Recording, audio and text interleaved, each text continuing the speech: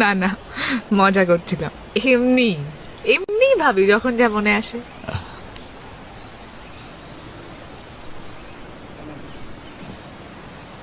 চলুন আজ যাই, না হলে আবার আব্বু চিন্তা করবে।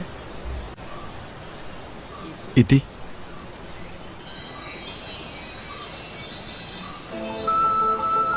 আমি কোনো রাজপুত্র নই, আমার কোনো পঙ্খিরাজ ঘোড়াও নেই।